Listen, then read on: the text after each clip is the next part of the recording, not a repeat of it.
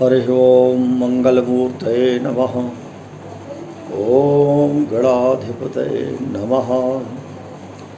यत्पादपङ्कजध्वानैः श्रुतयः श्रुतिमागताः स्पन्दमाना हृदिदेशे ध्याये ब्रह्ममय।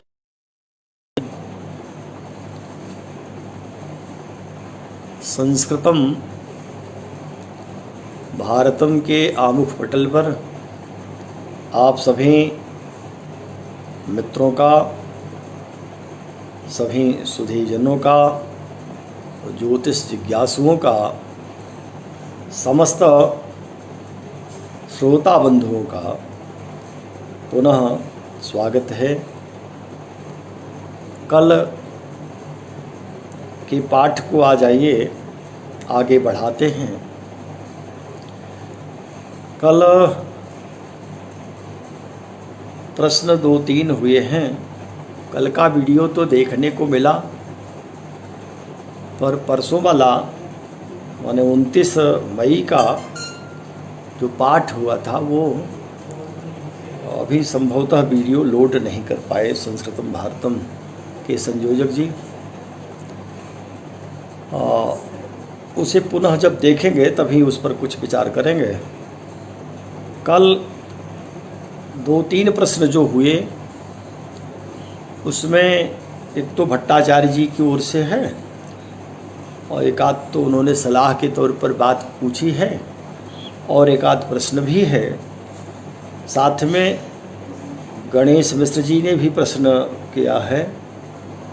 इन लोगों का प्रश्न है कि जो वियोनि जन्माध्याय में जिन वृक्षों का वर्णन किया गया वो जिस ग्रह से संबंधित होते हैं, माने जिस ग्रह के जो वृक्ष कहे गए, क्या उन ग्रहों के वारों में उन वृक्षों की स्थापना करनी चाहिए अथवा इसके लिए और भी कोई अलग से सूत्र है? तो कहना यह है कि वो तो केवल जन्म कुंडली के आधार पर अथवा प्रश्न कुंडली के आधार पर वह विचार करने को है कि क्या इस लग्न में, इस प्रश्न विशेष में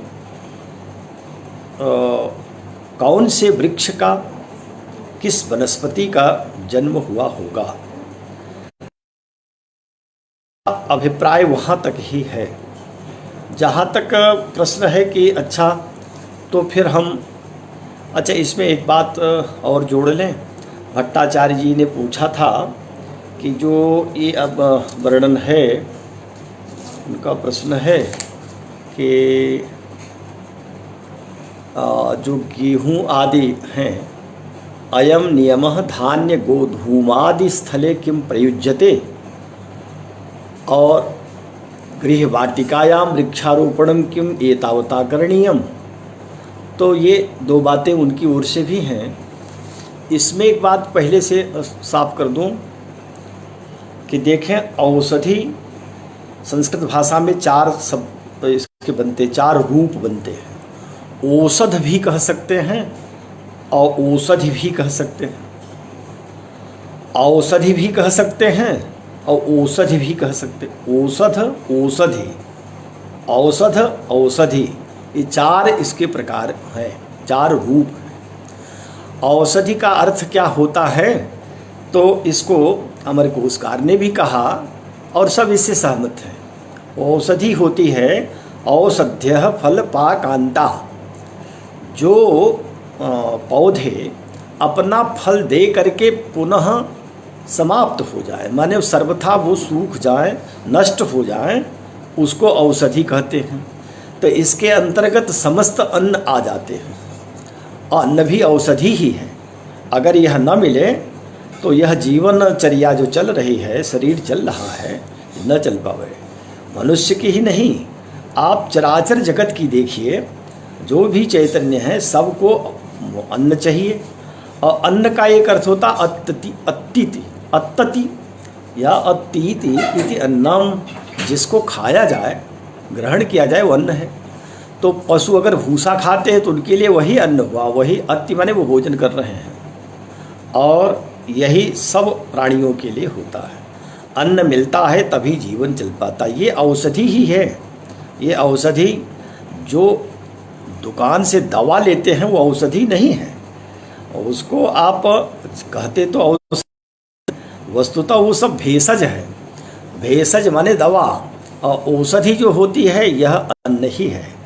तो यह चंद्रमा के किरणों के संपर्क से, माने जान लें कि चंद्रमा के प्रभाव से अन्नों में वृद्धि होती है, अन्न पुष्ट होते हैं। अन्न में जो भी उत्पन्न होना और उसके बाद बढ़ना, अन्न में मोटापन होना, अन्न की पुष्टता, ये सब चंद्रमा के कारण हुआ करते हैं।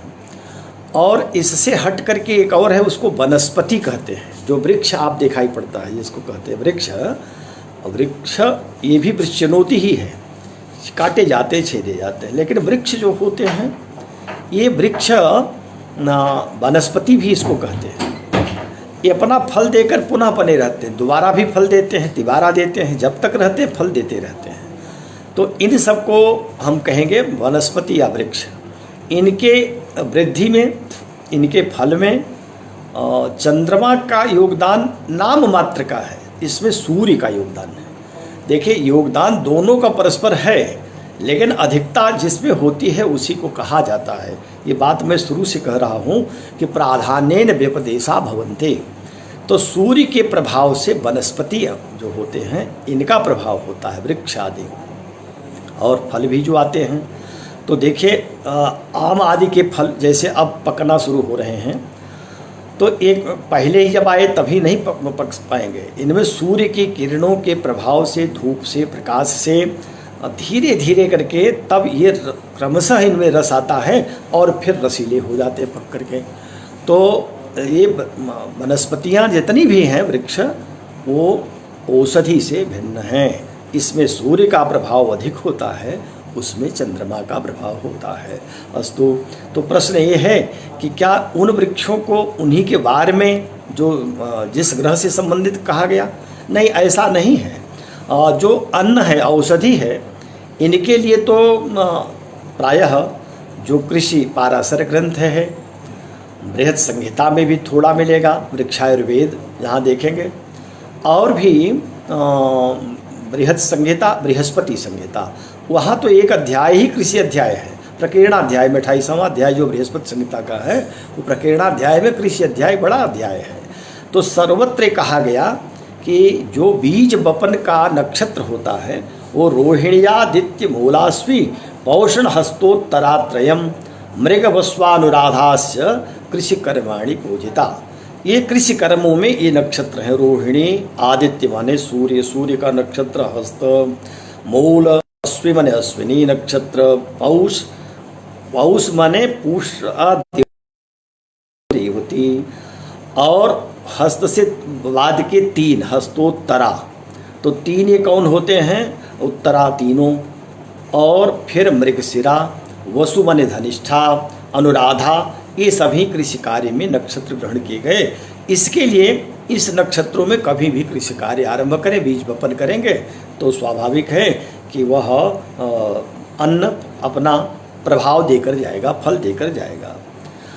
कौन होने चाहिए? तो वार के लिए भी कहा गया कि वारा शुक्रेंदु जीवानाम बुधस्य च शुभावहा। ये 4 वार जिसको शुभ वार कहते हैं, उसमें सोमवार को ग्रहण नहीं किया। हाँ, सोमवार भी है, शुक्रवार भी है, इंदुवार माने सोमवार ही होता है, और जीवानाम बुधस्य, बृहस्पतिवार, बुधवार, इन 4 वारों में शुभ होता है। और मंदार वारो 2 वर्जौ, मंद माने शनि और मंगल को बीज वपन न करे, ये वर्जित हैं सर्वदा कृषि कर्मणि, किसी भी कृषि कार्य में। योग कौन होने चाहिए? तो कहा जो भी अशुभ योग कहे गए, वर्जेष्वपि योगेषु शुभम स्याद बीज वापनम, उन योगों को छोड़ दीजिए, बाकी सारे योग जैसे वैधृति व्यतिपात आती हैं, गंड अतिगंड हैं और परिघादि, इनको छोड़ दीजिए, शेष में करिए। तो तिथि कौन ठीक होगी? तो कहा ओजास्य तिथयः श्रेष्ठा, जितनी भी विषम तिथियां हैं, ओज माने विषम, सब श्रेष्ठ कही जाती हैं। अब कब कौन पक्ष में? पक्षयोर उभयोर समान है, विषम तिथियों को ग्रहण कर लें।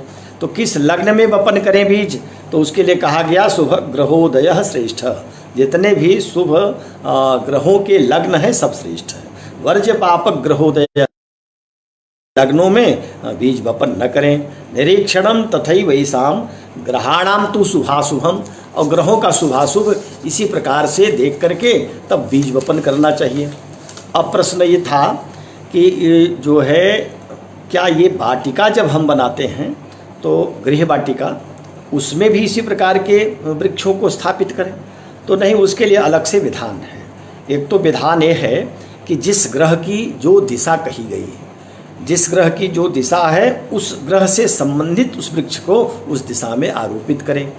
और वृक्ष भी हैं समिधाएँ जो कही गई ग्रहों की, अरकः पलासः खदिरः अपामार्गस्य पिप्पलः औदुम्बरः समीदुर्वा कुशास्य समिधेव नौ। ये 9 प्रकार की समिधाएँ एक एक ग्रह की समिधा है। तो इन वृक्षों को उन ग्रहों की दिशा के अनुरूप बनाइए, अथवा दक्षिण 4 भाग करिए और 4 उसमें बीच में 2 रेखा खींच लीजिए, 2 ऊपर से 2 नीचे से, 9 हो जाएंगे, 9 कोष्ठ हो जाएंगे। तो 9 कोष्ठ में जो मध्य का है उसमें आप मदार को स्थापित करिए, सूर्य के जो भी वृक्ष हैं वहाँ स्थापित करिए। इस प्रकार से वाटिका बनाइए। शुक्र का आप अग्निकोण में ले जाइए, शेष वृक्षों को उस ढंग से स्थापित करिए। अच्छा, और अगर महाद्रुम आपको स्थापित करना है, ये तो वृक्ष हमने बताया औषधियों को बनाने के बीज वपन के लिए, लेकिन जो बड़े वृक्ष होते हैं उसमें से अधिकांश जैसे बट है या पीपल आदि हैं, तो इनको स्थापित करने की आवश्यकता ही नहीं होती, स्वतः उगाते हैं। बबूल आदि कौन लगाता है, ये सब तो जंगली ही एक प्रकार से हैं, स्वयं से उगाते हैं, बैर आदि वृक्ष जो हैं। लेकिन और जो बड़े वृक्ष आम आदि फल के वृक्ष हैं, आम है, अनार आदि हैं, तो इनको कब लगाएं, तो इसके लिए अलग से कह दिया कि सोमवारे युते मूले चाप लगने महाद्रुमान। महाद्रुमान सोमवारे, सोमवार के दिन, और युते मूले, अगर मूल नक्षत्र मिल रहा हो सोमवार को तो अत्यंत श्रेष्ठ है। और चाप लगने, यदि धनु लग्न मिल रही हो तो वो और उत्तम हो गया। स्थापित जीव लगने च, नहीं धनु है तो बृहस्पति का दूसरा लग्न मीन लग्न में। रेवत्याम गुरुवार सरे, गुरुवार हो, रेवती नक्षत्र हो या मूल नक्षत्र हो मन बृहस्पति का, और सोमवार का दिन अगर मिल जाए तो इसमें महाद्रुमान स्थापित, महाद्रुमों को आप स्थापित कर सकते हैं। स्थापित भी कर सकते हैं माने पौधा लगा करके, अथवा सीधे अगर बीज है तो उसका वपन भी कर सकते हैं। तो ये प्रश्न अभी तक जो थे उनका समाधान किया। अब जो है कल के पाठ को आगे बढ़ाया जाए। तो कल हम लोगों ने निषेका अध्याय का एक अध्याय, एक श्लोक हो चुका था। एक आध प्रश्न ऐसे आ गए हैं जैसे शाब्दिक अर्थ बताइए, तो शाब्दिक अर्थ तो कोश ग्रंथों में देखिए, और मैं हर शब्द का अर्थ बताकर ही आगे बढ़ता हूँ, कोई शब्द छूटते नहीं। मैंने कह दिया है कि आप इस वीडियो को फिर से दोबारा सुन लीजिए, उसमें कोई शब्द छूटता नहीं है, हर शब्द का अर्थ करके ही आगे बढ़ता हूँ। इसलिए किसी का शाब्दिक अर्थ बार बार पूछे कि शाब्दिक अर्थ बताइए, तो शाब्दिक अर्थ तो आप खुद भी खोज सकते हैं, आप वहाँ से देखिए कोश। तो ये सब सामान्य प्रश्न हैं, ये तो प्रश्न करना है इसलिए ज़रूर कुछ न कुछ लिखा जाए, ऐसा नहीं। प्रश्न जो स्वाभाविक प्रश्न हैं, जहाँ मन में भ्रम उत्पन्न होता है, जहाँ अपने को लगे कि नहीं ये भ्रांति बन गई है, ऐसे प्रश्नों को अवश्य करिए। लेकिन हर शब्द का इसका क्या शाब्दिक अर्थ बता चुका था। निषेक का पूछा गया कि क्या शाब्दिक अर्थ है, तो निषेक के लिए कहा था कि ये स्थापना कह सकते हैं अथवा आधान कह सकते हैं।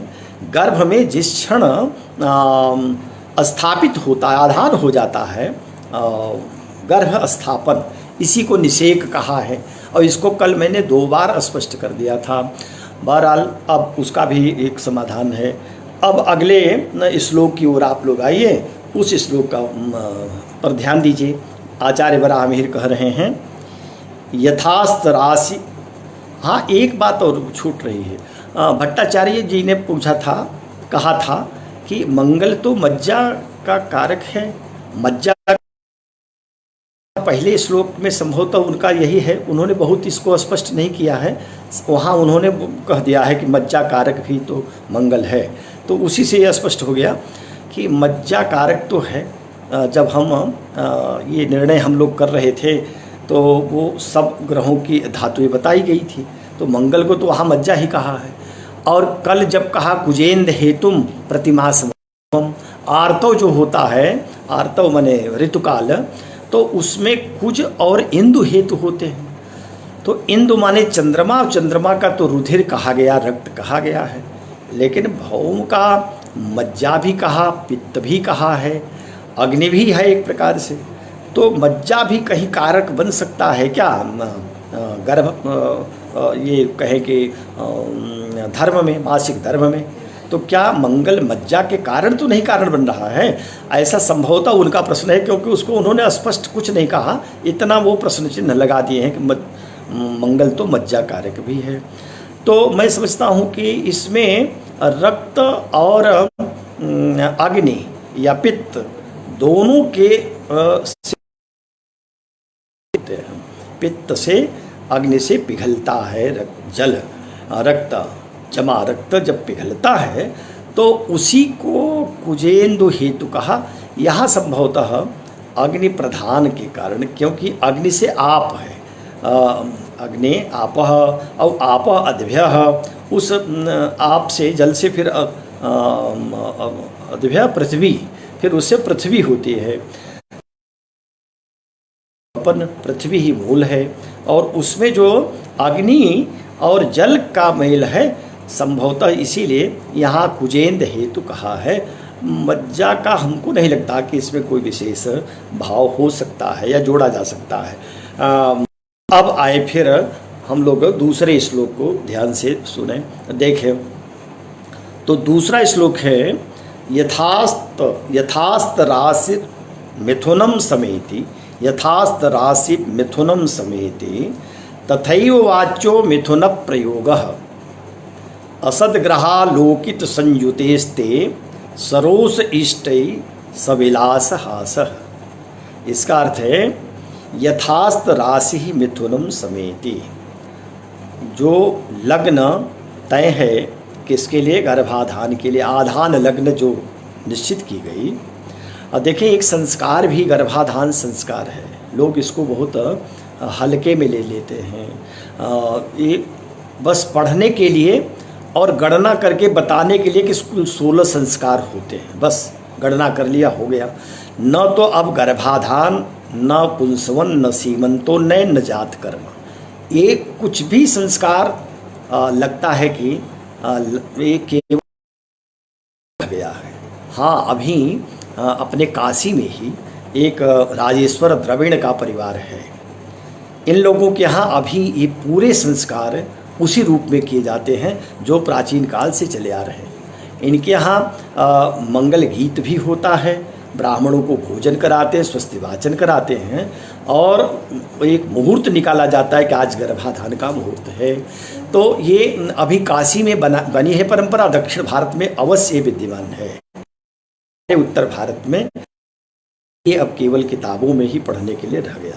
पर गर्भाधान जो संस्कार है, प्रथम संस्कार है और इसका बड़ा महत्व है। इसको जो लोग हल्के में समझ लेते हैं, निश्चित ही इसीलिए जो निरंतर अपकर्ष होता चला गया, विशेष करके धर्म आदि का। विज्ञान का तो अपकर्ष उतना नहीं हुआ, लेकिन धर्म का तो अपकर्ष हुआ, अध्यात्म का तो हुआ। तो उसके पीछे यही कारण था।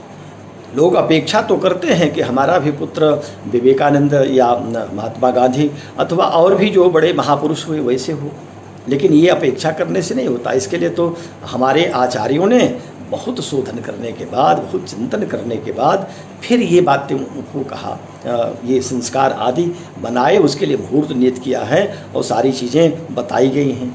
तो अब ये अच्छा, इसमें किसी प्रकार की लज्जा भी नहीं है। इसको ऐसा नहीं समझना चाहिए कि ये तो,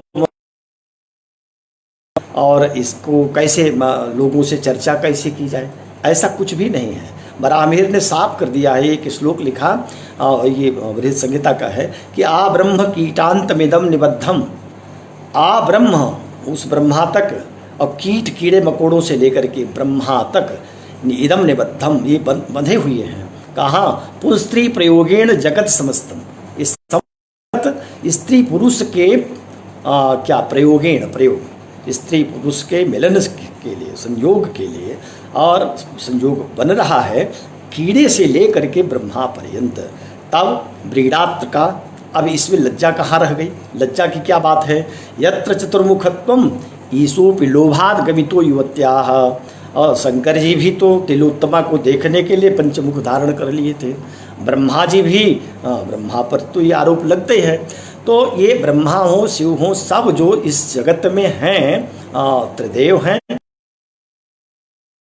सबकी अपनी अपनी पत्नियां हैं। और इसी प्रकार से ये समस्त जगत ब्रह्म कीटात मेदम निबद्धम, ये बंधे हुए हैं पुंस्त्री प्रयोगेण। तो मैं कह रहा हूँ कि इसलिए ऐसा कुछ इसमें ये लज्जा नहीं, संकोच नहीं, इसको जानना चाहिए। और जो योग्य लोग हैं, जो अभी भी सनातन धर्मी हैं, जो धर्म का पालन करते हैं, वैदिक धर्म का, उनको इसको जान करके आने वाली पीढ़ियों के लिए इसका ज्ञान कराना चाहिए, बताना चाहिए। तो दूसरे उसमें कह रहे हैं कि जो गर्भाधान का एक लग्न तय किया जाएगा, उस लग्न से यथास्त राशिम मिथुनम समेति तथैव वाच्यो मिथुन प्रयोग। तो अस्त राशि, अस्त, ये बात हम लोगों ने संज्ञा में जान लिया था। उदय, अस्त और आकाश पाताल। उदय कहते हैं, अस्त कहते हैं सप्तम को, आकाश है दसम, पाताल है चतुर्थ। तो जैसे यथा अस्त राशि मिथुनम समेति, माने आधान लग्न से सप्तम स्थान में जो राशि हो, अब राशि के अपने अपने विशिष्ट गुणधर्म हैं। तो जैसा उसका गुणधर्म है, सप्तम में लग्न, जैसे किसी ने धनु लग्न निश्चित किया, तो धनु से जो सप्तम है वो है मिथुन। तो मिथुन लग्न, मिथुन राशि का जो गुणधर्म है, उस प्रकार से क्या करना चाहिए? तथैव वाच्यो मिथुन प्रयोग। मिथुन माने यहाँ जोड़ा, पत्नी का। और यह भी धर्मशास्त्र इसमें विशेष बात जोड़ देते हैं, इसको जानते रहना चाहिए। धर्मशास्त्रों का कहना है कि कहाँ कहाँ स्त्री बाएं होगी, कहाँ दक्षिण में रहेगी, पति से कहाँ बाएं होगी और कब पति से दाहिने होगी। तो कहा कि बामे सिंदूर दाने च बामे चैव द्विरागमे, सिंदूर दान के समय बाएं, द्विरागमन के समय बाएं। बाम भागे च सय्यायाम, सैया में भी बाईं ओर स्त्री रहेगी। वाम भागे च सय्यायाम नाम कर्म तथैव च, नाम में, कर्म में, अन्य कार्यों में बाएं रहेगी। और दाहिने कब होगी? तो कह दिया कि अब मखे दाने व्रते श्राद्धे, मख माने कोई यज्ञ अनुष्ठान कर रहे हों, दान कोई कर रहे हों, व्रते व्रत हो रहा हो, मखे दाने व्रते श्राद्धे, या श्राद्ध का कर्म हो रहा हो, अभिषेके निषेके च, अथवा अभिषेक हो रहा हो, अभिषेक जैसे रुद्राभिषेक करते, अथवा स्नानादि कर्म, स्नान भी अभिषेक ही है। और निषेक, जिस अध्याय को पढ़ा रहा हूँ इसको निषेक ही कहते हैं। निषेक के समय भी, आधान के समय में भी पत्नी दक्षिण तो भवेत, पत्नी रहना चाहिए। तो ये बात धर्मशास्त्र ने स्पष्ट कर दिया है, ज्योतिष भी संकेत दे देता है। तो इसका अर्थ यही है कि यथास्त राशि, जैसे अस्त राशि सप्तम राशि जिस प्रकार की होगी, उसका जो गुणधर्म होगा, तथैव वाच्यो मिथुन प्रयोग। ये भी समझ लीजिएगा कि जो मिथुन हुआ, मिथुन माने दोनों मिले, दोनों, वो किस राशि में, सप्तम राशि स्थान में कौन राशि है, तो उस राशि के अनुसार ही उनका मिलन हुआ है। का अच्छा, असद ग्रहा लोकित संयुते स्ते, असद ग्रह अगर देख रहे हैं, असद ग्रह माने पाप ग्रह, तो यदि पाप ग्रह देखें, क्रूर ग्रह देख रहे होंगे, किसको देखेंगे? सप्तम स्थान को। अथवा देख रहे हों, अथवा युत भी हो, संयुते शब्द कर रहे हैं। असद ग्रह आलोकित और संयुते, या तो उसमें स्थित हो या देख रहे हो सप्तम भाव को। तो जो देख रहा होगा, पापग्रह यदि देख रहा हो, तो जानना चाहिए कि सरोस से मिथुन प्रयोग हुआ, माने दोनों का संयोग जो हुआ, पहले तो क्रोध में दोनों लड़ते झगड़ते रहे, अथवा वाद विवाद किया, मारपीट भी कर सकते हैं। तो सरोष का अर्थ यहाँ क्रोध से ही अर्थ है, माने क्रोध के द्वारा इन लोगों का आपस में संबंध हुआ। ये बात सप्तम से जानना चाहिए। और कहा सप्तम से कैसे जानेंगे, जब उस पर असद माने पापक ग्रहों की युति होगी अथवा पाप ग्रह देख रहे होंगे। फिर कहा इष्ट, अगर इष्ट माने अभीष्ट, अब इष्ट माने शुभ सौम्य ग्रह, अगर सौम्य ग्रह युक्त हो गए होंगे या सौम्य ग्रह देख रहे होंगे तो सविलास हास, हास परिहास में विलास पूर्वक दोनों का संबंध हुआ। ये बात जान लेना चाहिए। तो इस दूसरे श्लोक में एक प्रकार से उन्होंने ये बता दिया कि आधान लग्न से चाहे प्रश्न के द्वारा जाना गया हो या कुंडली के द्वारा, तो आधान लग्न से सप्तम राशि के अनुसार मैथुन जानना चाहिए, किस भाव से किस प्रकार में हुआ, इसको जानने का ज्ञान ज्योतिषी को करना चाहिए। तो दूसरा श्लोक पूरा हो गया। इसमें फिर और बताने के लिए कुछ अधिक नहीं है। फिर आइए तीसरे श्लोक में। अब तीसरे श्लोक में कह रहे हैं, हाँ एक बात और कह दिया जाए कि वो जो बताया गया है कि जो धर्म है मासिक धर्म प्रथम दिन से ये देखे कि 4 दिन का निषेध करें, 5वें दिन से शुद्धि ठीक मानते हैं। तो 5वें दिन में से आरंभ करके और 16 माने 16 रात्रि पर्यंत ही प्रथम दिन से 16 रात्रि तक ही गर्भाधान का समय रहता है। उसके बाद धीरे धीरे जब क्षीण हो जाने से क्षमता घट जाती है, क्षमता नहीं रह जाती। तो कहा कि ये बात जानना चाहिए कि जब प्रथम दिन से 16 दिन तक 4 रात्रियों का निषेध कर देना चाहिए। अब उसमें से युग्मा शुकिल मनुष्य, जो युष्मा शुकिल मनुष्य पुत्र के लिए अगर इच्छा है तो 2-2 से जो कट जाए, माने सम जिसको आप कहते हैं, तो 6, 8, 10, 12, 14, 16 ये जो रात्रियां हैं इनमें तो पुत्र का जन्म होगा। ये बात मोटे तौर पर बिल्कुल सिद्ध है। और कहा कि युष्मा शुकिल मनुष्य निशासु नारियो भवन्ति और विषमासु भवन्ति विषमासु, जो विषम राशियाँ दिन हैं, विषम दिन माने 5वां दिन, 7वां दिन, 9वां दिन, 11वां दिन, 13वां, 15वां, ये कन्या के लिए होता है। इसमें कन्या का जन्म होता है और सबको चाहिए कि परिवार पूर्ण करने के लिए कन्या एक पुत्र रहना चाहिए। अच्छा, आयुषः स्वरूपा सुखिनस्य विकृष्ट युग्मासु, जितना ही देर होता जाएगा उतने ही अधिक गुणवान पुत्र या पुत्री जन्म लेंगे। माने जितनी जल्दी रहेगा उतना ही माने कम गुण वाला रहेगा। इसलिए अगर वो 10वां, 12वां, 14वां, 16वां हो तो अधिक गुणवान पुत्र या फिर कन्या, अगर विषम है तो कन्या। एक बात और जान लेते हैं लोग कि गर्भ में संतान आई है, अभी भी जो बूढ़ी स्त्रियां या माताएं होती हैं वो समझ लेती हैं।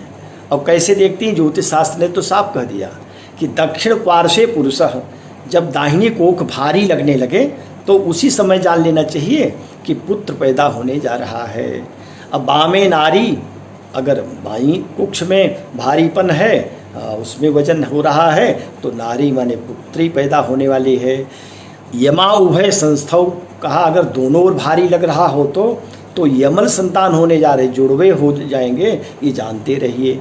यद उदर मध्यो अपगतम, अगर उदर मध्य में ही वो बहुत वृद्धि को समझ में नहीं आ रहा है, नहीं हो रही है, तो कहा नपुंसकम तन निबोधव्यम, तो समझना चाहिए कि क्लैब्य संतान होने जा रही है। ये बात आचार्य वराहमिहिर ने अपने स्त्री प्रशंसाध्याय या पुंस्त्री प्रयोगाध्याय सब जगह उन्होंने कांदर्पिका अध्याय कई वर्णन किया है, कई अध्यायों में, वहाँ से जानना चाहिए। और यहाँ भी साफ साफ बता दिया कि कैसे अब समझेंगे कि अच्छा गर्भ रह गया कि नहीं, गर्भ स्थापित हुआ या नहीं, इसको जानने के लिए तीसरे श्लोक को बता रहे हैं। कहा कि रवीन्द्र शुक्रा वनिजैः सुभाग गई गुरौ त्रिकोणोदय संस्थिते पिवा भवत्यपत्यम हि विबीजिनामिमे कराहिमांसोर विदृशामिवा फलाह। अर्थ होगा रवींदु शुक्रा वनिजय। रवि माने सूर्य, इंदु माने चंद्रमा, शुक्र माने शुक्र। अवनिज कहते हैं मंगल को। अवनि माने पृथ्वी, उससे उत्पन्न हुआ, भूमि पुत्र है इसलिए भौम या मंगल जो भी कहें। तो सूर्य, चंद्रमा, शुक्र और मंगल 4 ग्रह कहाँ हो? स्वभाग गई, अपने भाग माने अपने वर्ग में हों। तो कहाँ से जानेंगे इसको? जो आधान लग्न तय किया गया, आधान लग्न जो नियत किया है, उस आधान लग्न में यदि सूर्य, चंद्रमा, शुक्र और मंगल ये अपने वर्ग में माने नवांश में हों। वर्ग तो कोई भी हो सकता है, पर यहाँ अपने वर्ग से अभिप्राय नवांश से अधिक है। इनमें से कोई एक ग्रह भी अपने नवांश में हो, 2-3 हो, सभी हो तो क्या कहना, पर एक भी अगर है तब ऐसी स्थिति में जानना चाहिए कि गर्भ स्थापित हो गया है, गर्भ इसमें निश्चित रह जाएगा, ये जानना चाहिए। और कहा कि एक बात और इसके लिए जोड़ा, गुरु त्रिकोणोदय संस्थिते पिवा। गुरु माने बृहस्पति यदि त्रिकोण में हो, 5 या 9 में हो, अथवा कह रहे हैं उदय, उदय माने लग्न में भी हो, त्रिकोणोदय संस्थिति, त्रिकोण उदय, त्रिकोण माने पंचम नवम और उदय माने लग्न। लग्न 5वें 9वें अगर बृहस्पति स्थित हो, गर्भाधान लग्न से देखे कि कोई भी ग्रह अपने वर्ग में नहीं है, नवांश में नहीं है, लेकिन बृहस्पति लग्न 5वें या 9वें किसी एक स्थान में है, त्रिकोणोदय संस्थिते पिवा। कौन? गुरु। गुरु त्रिकोणोदय संस्थिते पिवा। गुरु बृहस्पति त्रिकोण में हो या लग्न में हो, तब भवत्यपत्यम, निश्चित ही संतान रह गई।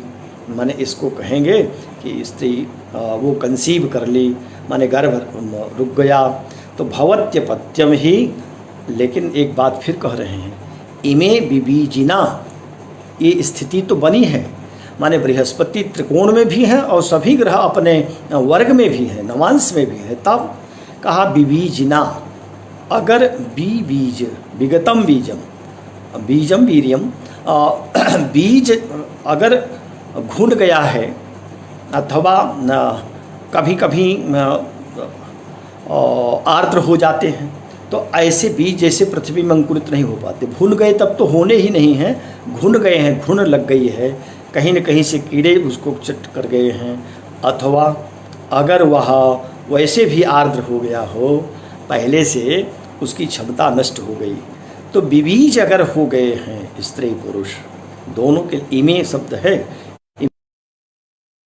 स्त्रियों के लिए भी है पुरुषों के लिए भी। स्त्रियों के लिए माने जब उनका एक प्रकार से क्षमता, गर्भधारण करने की क्षमता कम हो जाती है, अथवा अन्य प्रकार से रज जो उनकी शक्ति है वो भी क्षीण हो जाती है, तो ऐसी स्थिति में स्त्रियों के लिए और पुरुषों के लिए भी कह दिया कि विबीज, अगर उनका शुक्र अणु ही नहीं बन रहा है अथवा वह नष्ट हो चुका है, जैसे कभी क्लेव व्याधि होते हैं, तो कहा ऐसी स्थिति में फिर गर्भ स्थापित हो सकता, भले इतने सारे योग पड़े रहें, अब ये इस योग में भी उनको संतान नहीं रह पाएगी। कैसे? कहा करा हिमांशो, जैसे चंद्रमा की किरणें, हिमांशु माने चंद्रमा, कर माने किरणें, तो चंद्रमा की किरणें बहुत सुंदर, पूर्णिमा की चंद्रमा की किरणें आ रही हैं, चांदनी बहुत अच्छी छिटक रही है, बड़ी सुंदर लग रही है, आह्लादकता भी दे रही है, लेकिन विदृशा, विगतः दृशः यस्य सः, या विगता दृशा, ये स्त्रीलिंग, जिसकी दृष्टि विगत हो गई, विगत माने दृष्टिहीनता आ गई, अब आँख में दृष्टि ही नहीं रही, मंद हो गई, मंद न कहें माने बिल्कुल दृष्टिहीनता हो गई, मोतियाबिंद भी नहीं, बल्कि वो आँख की रोशनी है ही नहीं, अंधा अगर कोई है तो बेदृशा। अब उसको चंद्रमा की किरणों का क्या बोध होगा? कहा कि बिल्कुल इमाम फलाह विफला, ऐसे ही ये स्थिति बन जाएगी तो इनको ये फल घटित नहीं होगा। स्त्री पुरुष के प्रयोग में भी मिथुन प्रयोग होने पर भी इनको संतान की स्थिति नहीं बनेगी, गर्भ धारण नहीं कर पाएगी स्त्री। तो फिर से एक बार दोहरा दे रहा हूँ। रविंदु शुक्रा वनिजयी स्वभाग गई। रवि माने सूर्य, इंदु माने चंद्रमा, शुक्र और अवनिजयी मंगल, ये चारों ग्रह, इनमें से कोई एक अथवा चारों अथवा दो तीन स्वभाग गई, अपने नवांश में हों, अपने वर्ग में हों। और गुरु त्रिकोणादय संस्थिते पिवा, गुरु माने बृहस्पति त्रिकोण में नव पंचम में हो अथवा उदय माने लग्न स्थान में हो, तो ऐसी स्थिति में भवत्यपत्यम, अपत्य जरूर होता है। अपत्य माने संतान आ गई गर्भ में, ये जानना चाहिए। लेकिन इसमें से कोई एक योग हो जाए, या तो बृहस्पति ही इन स्थानों में हो अथवा कोई ग्रह अपने वर्ग में हो जाए, तब जान लेना चाहिए कि अब गर्भ धारण कर लिया, गर्भ स्थापित हो गया। लेकिन उन लोगों के लिए जो बीज रहित हैं, बीज विहीन हैं, उनके लिए यह ग्रह योग भी व्यर्थ चला जाता है। जैसा कि चंद्रमा के किरणों के लिए चंद्रमा की किरणें अंधे को नहीं समझ में आती, ठीक उसी प्रकार से ऐसे लोग गर्भधारण की स्थिति में नहीं हो पाते। अच्छा, अब 3 श्लोक का अर्थ हो गया, यहाँ तक हम लोगों ने समझ लिया। अब चौथे श्लोक पर चलते हैं, जहाँ ये बता रहे हैं कि अच्छा तब जो संतान होगी उसका काल कैसे शुभ रहेगा अशुभ रहेगा क्या रहेगा। तो चौथे श्लोक को बताते हुए आचार्य कह रहे हैं, दिवाकरेन्दु स्मर्गो कुजार्कजो गदप्रदो पुंगलयोसितोस्तदा व्ययस्वगो मृत्युकरो युतो तथा तथेक दृष्ट्या मरणाय कल्पितो। अर्थ होता है दिवाकर इंदो, दिवाकर इंदोह, दिवाकर माने भगवान सूर्य भास्कर, और चंद्रमा सूर्य चंद्रमा से, अस्मरगौ, अस्मर माने काम, काम माने सप्तम भाव, सप्तम भाव में चंद्रमा या सूर्य से सप्तम भाव में कुजार्कजौ, कुज और अर्कज, कुज माने मंगल, अर्कज माने शनि, शनि या मंगल हों तो गदप्रदौ, ये तो गद माने रोग देते हैं, रोग हो जाएगा, गद कहते ही हैं रोग को। इसीलिए परिहास में किसी ने वैद्य के लिए कहा कि ये गधा गदहा है। अब गदहा शब्द जो है प्रचलित तो है, लेकिन वैद्य को कहने से तो वैद्य का परिहास है। यद्यपि गद का अर्थ जब रोग है तो हा माने दूर करना, गदम हरतीति गदहा, जो गद को हरण कर ले को, लेकिन सीधे से कोई कहे कि आप गधा हैं तो वैद्य का मजाक उड़ाना होता है। लेकिन शब्द तो है अपनी जगह, आप शब्द जानने वाला इस प्रकार से प्रयोग तो कर सकता है। कभी कभी लोग ज्योतिषियों के लिए भी ऐसे ही शब्दों को खोज लेते हैं, अथवा कभी जो बुद्धिमान लोग हैं वो कभी किसी को, आइए वैशाख नंदन जी, वैशाख नंदन का अर्थ तो निश्चित ही गधा ही होता है, रासभो गर्धवस्यैव खरो वैशाख नंदन। लेकिन अब परिहास में कहा, जो नहीं जानता उसको तो अच्छा ही लगेगा कि हमको नंदन कह रहे हैं। अच्छा, फिर इस बात को यहीं छोड़ते हैं। यहाँ जो कह रहे हैं कि दिवाकरेन्दो स्मरगौ कुजार्कजौ, माने सूर्य और चंद्रमा से स्मरगो सप्तम स्थान में यदि कौन आया हो, कुजार्कजौ, मंगल आया हो अथवा शनि आया हो, तो क्या हो जाएगा। कहा कि ये गदप्रद, गद माने रोग देंगे, रोग से कष्ट मिलेगा। और कब, किसको, पुंगल योषितोस तदा, पुंगल माने पुरुष और योषित माने स्त्री, तो पुरुष और स्त्री को कष्ट प्राप्त होगा। व्ययस्वगौ मृत्युकरौ युतो तथा। अब इसको कैसे हम समझें, तो सूर्य से सप्तम स्थान में अगर कौन आ जाए, कुछ मंगल आ जाए अथवा शनि आ जाए, तब पुरुष को गर्भाधान जिससे हुआ उस पिता, जो बच्चे के का होने वाले बच्चे के पिता माने पुरुष को क्या होगा, रोग से कष्ट हो जाएगा, पीड़ित हो जाएगा, कब? जब सूर्य से सप्तम स्थान में शनि हो चाहे मंगल हो।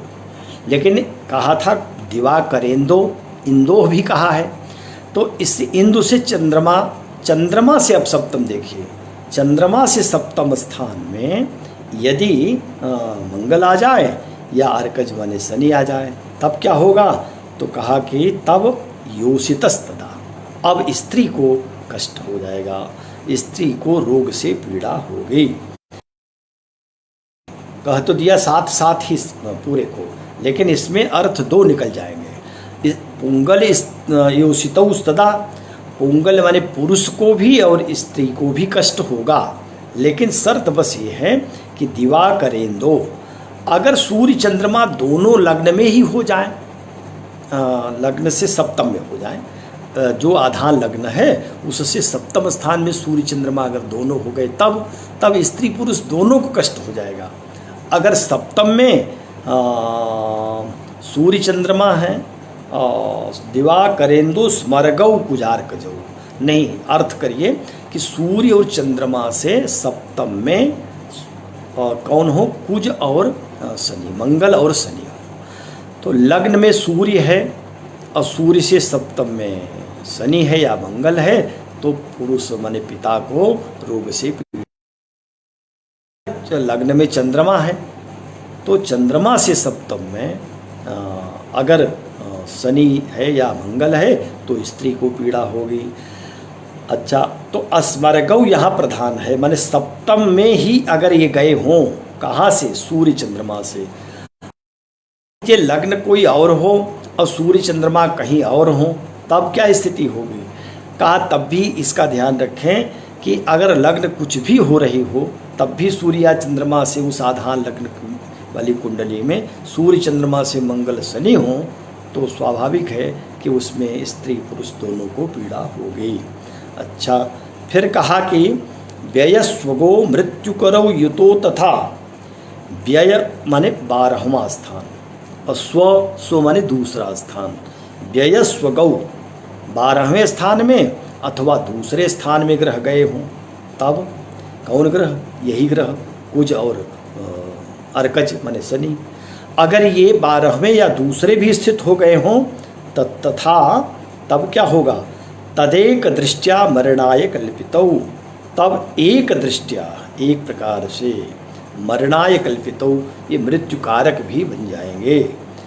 व्ययस्वगौ, व्यय में अथवा दूसरे स्थान में, मृत्यु करो, मृत्यु कारक हो जाते हैं। कौन? जब मंगल और मंगल के साथ शनि भी स्थित हो तो।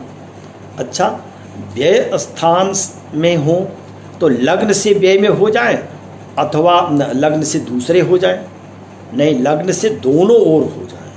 और मृत्यु करो तो ये मृत्युकारी हो जाते हैं, माने चंद्रमा से समझ लें कि द्वितीय और द्वादश अगर हैं और इनमें से किसी एक में मंगल हो और दूसरे में शनि हो जाए, लग्न या चंद्रमा से अथवा लग्नस्थ चंद्रमय से दोनों ओर, 12वें भी और दूसरे भी, एक ओर किसी में मंगल हो और दूसरे में किसी में शनि हो, तब क्या हो जाएगा? तो कहा कि इसमें स्त्री का मरण हो जाता है। अच्छा, अगर सूर्य से हो तो कहा कि सूर्य से हो जाएगा तो पिता के लिए मरण मृत्यु कारक हो जाएगा। सूर्य से द्वितीय द्वादश में हो, किसी एक में मंगल किसी में शनि हो जाए, तब ये पुरुष के लिए मरण कारक होगा। और चंद्रमा से हो जाए, इसीलिए कहा दिवाकरेंदौ। ये दिवाकरेंदु जो है सर्वत्र प्रयोग में आएगा, माने आधान लग्न से, फिर से पूरे का अर्थ दिवाकरेंदो स्मरगौ कुजार्कजौ, आधान लग्न से सूर्य और चंद्रमा से यदि 7वें स्थान में मंगल और शनि आ जाएं तो पुरुष और स्त्री दोनों को कष्ट देते हैं। माने सूर्य से अगर सप्तम में मंगल या शनि आ जाएं तो पुरुष को देते हैं, और चंद्रमा से यदि आ जाएं तो स्त्री को कष्ट देते हैं। कहा कि लेकिन व्ययस्वगौ मृत्यु करो, उसी आधान कुंडली से यदि सूर्य से दोनों ओर शनि और मंगल हो जाएं द्वादश और द्वितीय। एक प्रकार से इसको पाप कर्तरी योग कहते हैं। पाप कर्तरी, कर्तरी कहते हैं कैंची को, और कैंची जो होती है वो हमेशा ऐसे तिरछी होती है। तो एक पापक ग्रह इधर है, एक पापक ग्रह उधर, माने बिल्कुल कैंची बन गई, काट देने की स्थिति हो गई है। इसलिए अगर सूर्य से हो रहा है तो उस पुरुष को, जो स्त्री पुंग प्रयोग में उस पुरुष को, और जब चंद्रमा से शनि और मंगल हो तो वह किसको, स्त्री को मरणाय कल्पते हो, माने मृत्यु तक दे देते हैं, पीड़ा देते हैं, अथवा स्त्री या पुरुष की मृत्यु भी हो जाती है। अब यहाँ तक तो 4 श्लोक हो गए। हाँ, एक श्लोक अभी संभव है और हो जाएगा। तो 5वें श्लोक पर ध्यान दें। 5वां श्लोक है दिवार्क शुक्रौ पितृमातृ संज्ञकौ शनैश्चरेन्दु निशितद विपर्यात पितृव्य मातृस्वश्री संगीतौ तु तावथौज युगमर्छ गतो तयोः शुभौ। दिवार्क शुक्रौ पितृमातृ संज्ञकौ। दिवार्क माने अब कह रहे हैं जो आधान लग्न तय किया, उस आधान लग्न में यदि दिन में गर्भाधान हुआ। अब ये है कि धर्मशास्त्र तो निषेध करता है कि दिन में आधान लग्न निश्चित नहीं करनी चाहिए, माने दिन में आधान होना धर्मशास्त्र में विपरीत मानते हैं, वो अशुभ मानते हैं। लेकिन ज्योतिष में तो किसी भी काल में आधान हो सकता है, ज्योतिषी को तो सब जानना पड़ेगा। तो ज्योतिष शास्त्र में बता दिया कि यदि दिन का आधान हो रहा हो, दिवार्क अर्क शुक्रौ, तो अर्क माने सूर्य, शुक्रौ सूर्य और शुक्र पितृमातृ संज्ञकौ, ये पिता और माता के कारक संज्ञक क्या है, मातृ संज्ञकौ, पिता का कारक या सूर्य हो जाएगा और माता संज्ञक शुक्र हो जाएगा। कब? जब दिन में आधान हो रहा हो तो। अच्छा, शनैश्चरेन्दु निशितद विपर्यात, अगर रात्रि का हो, दिन का न हो, रात्रि में गर्भाधान हो, तब यह क्या हो जाएगा, पितृव्य मातृ श्री संगीतो। तब दिन में न होकर रात्रि में हो तो पितृकारक शनैश्चरेन्दु शनि होगा और मातृकारक इंदु माने चंद्रमा हो जाएगा। दिन में आधान होने पर पिता का कारक सूर्य, माता का कारक शुक्र होगा, और यदि रात्रि का आधान है तो पिता का कारक और माता का कारक इंदु चंद्रमा होगा। निशि तद विपर्यात, और इसके विपरीत अब कर लीजिए। तो इसका विपरीत क्या हुआ कि अगर दिन में आधान हुआ तो चंद्रमा और शनि कहा, तो शनि अगर है तो यह पितृव्य मातृस्वश्री, पितृव्य माने चाचा, पिता का भाई, चाचा ही कहें, ताऊ भी हो सकता है। हाँ, पिता का भाई पृथ्वी ही ज़्यादातर है, अथवा बड़ा भाई है तो ज्येष्ठ पिता, ऐसा प्रयोग करते हैं। लेकिन अगर पिता का भाई है तो दोनों के लिए ग्रहित हो जाएगा। तो अगर मान लीजिए कि दिन में आधान हुआ, रात्रि में अगर हुआ, तो पितृव्य मातृस्व, जो चंद्रमा और शनि कहा था रात्रि में पिता का कारक माता का कारक, वही शनि यहाँ दिन में आधान होने पर चाचा के लिए कारक माना जाएगा। और जो रात्रि में चंद्रमा को कहा था कि यह मातृकारक है, अगर दिन में आधान हुआ तो वही चंद्रमा मातृस्वश्री, माता की बहन माने मौसी, वो बच्चे की होने वाली मौसी, तो मौसी को कारक माना जाएगा चंद्रमा दिन में आधान होने पर। माने इसको इस ढंग से समझ लें कि अगर दिन में आधान हो रहा है तो दिन में पितृकारक और शुक्र हो गया मातृकारक। दिन में आधान हुआ तो शनि हो जाएगा चाचा का कारक पितृस्व का, और इंदु चंद्रमा हो जाएगा मौसी का कारक। इसी को तद विपर्यात रात्रि में पलट दीजिए, बदल दीजिए, उल्टा कर दीजिए। यदि रात्रि में हुआ आधान कुंडली बनी तब, तो कहा कि तब सन जो है शनैश्वर वह तो पितृस्व चाचा का कारक हो जाएगा, और जो चंद्रमा है वो मौसी का कारक हो जाएगा, दिन में कह रहा हूँ। और वही अगर रात्रि में हो जाएगा तब दिन कहेंगे कि जो सूर्य है वह चाचा का कारक हुआ, और जो चंद्रमा है नहीं जो शुक्र है वो मौसी का कारक जानना चाहिए। तो इतनी बात कहा। दिवार्क शुक्रौ पितृमातृसंज्ञकौ शनैश्चरेन्दो निशितद विपर्यात। कहाँ पितृव्य मातृस्वश्री संगीतौ तु तथौज युग्मरक्षगतौ तयो शुभौ। अच्छा, अगर तथौ ओज युग्म अर्क्षगतो तयो शुभौ। ओज कहते विषम, युग माने सम, ऋक्षगतो अगर ये राशियाँ सम हैं अथवा विषम, पहले विषम कहिए, तथौज ओज, और युग्मर्क्षगतो तयो शुभौ। अब इसी प्रकार से ये जाने कि ओज माने विषम राशियों में क्या हो जाएगा, शुभ हो गए, और अगर सम राशियाँ हैं तो वह भी शुभ हो जाएंगी।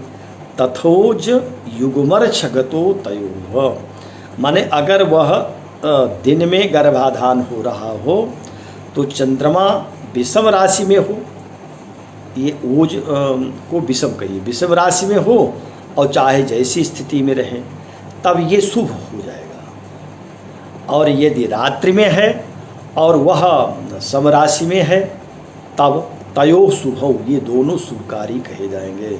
माने दिन और रात्रि में सूर्य चंद्रमा को आप विषम और सम राशि के हिसाब से देखिए। अगर रात्रि में दिन में आधान है और सूर्य रह रहा है विषम राशि में, रात्रि में है और चंद्रमा रह रहा है विषम राशि में, अथवा दिन है और चंद्रमा है सम राशि में, रात्रि है और सूर्य है सम राशि में, तो ऐसी स्थिति में तयो शुभौ, तब दोनों शुभ हैं और सब के लिए शुभ हैं, माता पिता के लिए, चाचा और मौसी के लिए भी शुभ माने जाएंगे। फिर से एक बार पूरे का अर्थ देख लें। दिवार्क शुक्रो पितृमातृसंज्ञकौ, दिन में दिवार्क, यहाँ सूर्य और शुक्र पितृमातृसंज्ञक कहे गए हैं। कब? जब दिन में आधान हो। और शनैश्चरेन्दु निशितद विपर्यात, अगर रात्रि में आधान है तो शनि पितृकारक, इंदु चंद्रमा मातृकारक होगा। लेकिन यही उल्टा क्रम हो जाएगा।